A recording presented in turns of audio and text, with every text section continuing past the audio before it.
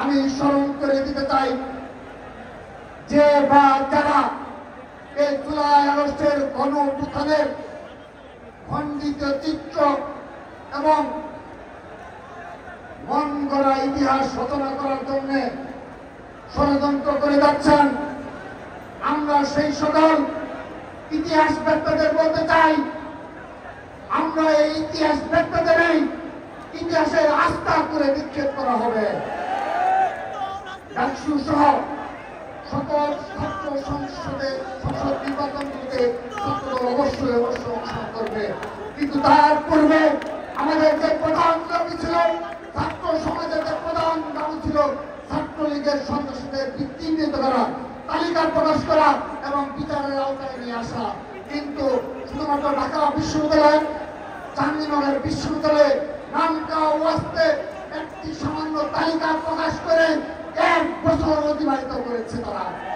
আমরা বিশ্ববিদ্যালয় প্রশাসনের নিকট বারবার নিবেদন জানিয়েছি, বাংলাদেশের সকল শিক্ষা প্রতিষ্ঠানে ছাত্রলীগের বিচারের দাবিতে ছাত্রদল মার্চ ফর জাস্টিস কর্মসূচি পালন করেছে বারবার, কিন্তু এই বিশ্ববিদ্যালয়ে যে সকল শিক্ষকবৃন্দ রয়েছে, যারা দায়িত্বে রয়েছে, তারা এই ছাত্রলীগের সংসদের বিচার করার জন্য সামান্যতম আগ্রহ বোধ করেনি।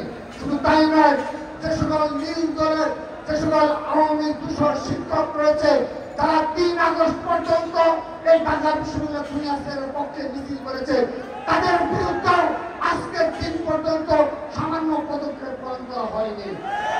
আমরা স্পষ্টভাবে বলতে চাই, হুঁশিয়ারি উচ্চারণ করতে চাই, যদি ছাত্রলীগের পুনর্বাসনের ব্যবস্থা কেউ করার দুঃসাহস দেখায়, ছাত্রদল সে 20 দাঁত উপরে ফেলবে। আমরা আজকের এই ঐতিহাসিক ছাত্র সমাবেশ থেকে ছাত্রলীগের সন্ত্রাসীদের সুস্পষ্ট তালিকা প্রণয়ন করার জন্য এবং তাদেরকে বিচারের আওতায় নিয়ে আসার জন্য সকল বিশ্ববিদ্যালয় এবং সকল শিক্ষা প্রতিষ্ঠানে তারা দায়িত্ব রয়েছে, তাদেরকে অনুরোধ জানাচ্ছি এবং নির্দলীয় সরকারের যারা দায়িত্ব রয়েছে তাদেরকে বিচার প্রক্রিয়া সুস্পষ্ট করার জন্য আমরা ছাত্রদলের পক্ষ থেকে অনুরোধ জানাচ্ছি।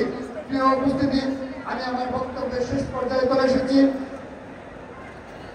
ক্যাম্পাসগুলিতে স্থিতিশীলতা রক্ষা এবং জুলাই আগস্টের গণ অভ্যুত্থানের এই চেতনাকে ধারণ করে আমরা ক্যাম্পাসগুলিতে শত উস্কানি, শত ষড়যন্ত্র, শত মন্তব্যকে আমরা মোকাবেলা করে চলেছি।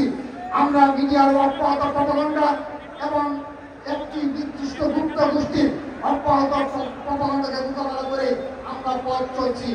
1টি বছর আমরা পাড়ি দিয়েছি।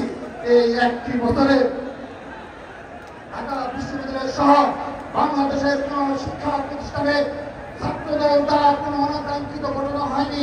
শুধুমাত্র তাই নয়, ছাত্রদল জিপ বাণিজ্য সহ গেস্ট রুম কালচার সহ ছাত্রলীগের সকল কালচারকে বিলুপ্ত করেছে বাংলাদেশ জাতীয় ছাত্রদল।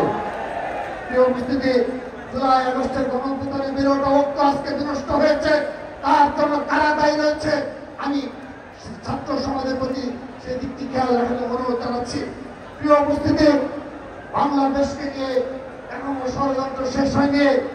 আমার ছাত্র দলের প্রান্তীয় ভাইরা, বাংলাদেশকে নিয়ে আজও ষড়যন্ত্র শেষ হয়নি।